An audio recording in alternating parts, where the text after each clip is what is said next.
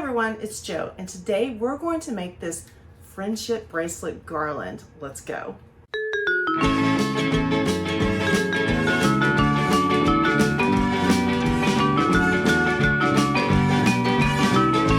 In my house, we're huge Taylor Swift fans. So this year we decided to have a Merry Swiftmas and build off of her trend of friendship bracelets by making giant garlands for our Christmas decor. Let me show you how we did it.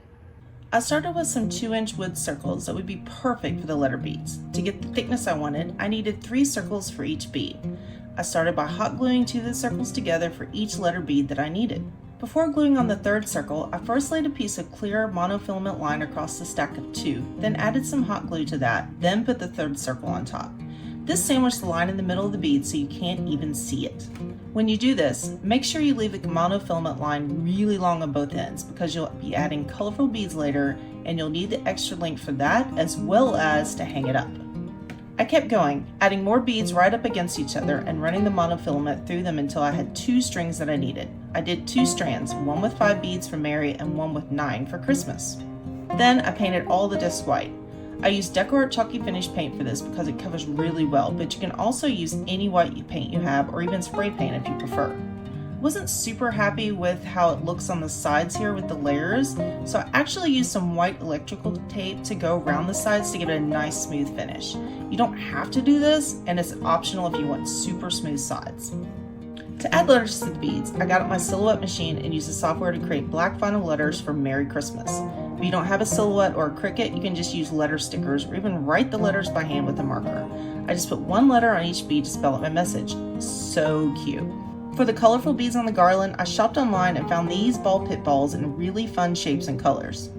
To add the balls to the garland, I grabbed the end of the monofilament line from the letter beads and ran it through a super long needle, then just poked it through the ball. It was super easy to string these ball pit balls onto the line, and actually really satisfying each time that needle popped through. I alternated between colors and shapes and added beads to both ends of my words.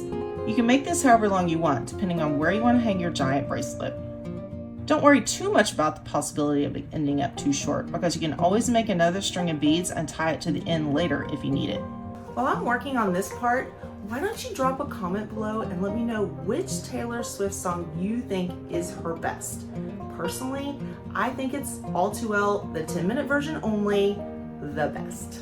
Another tip, if your letter beads keep flipping around, take just a small strip of duct tape and put it on the back of the beads to keep them in line and keep them from flipping over.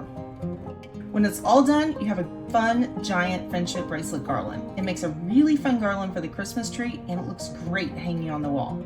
You can also use it any time of the year with any message you like. Thanks for following along with me and learning how to make these giant friendship bracelets. These would actually be perfect not only for Christmas, but a happy birthday or even a Valentine's Day garland. The possibilities are endless. But make sure you subscribe and follow us for more great ideas, whether it's DIY or parties or food. You just never know what we're gonna get up to next.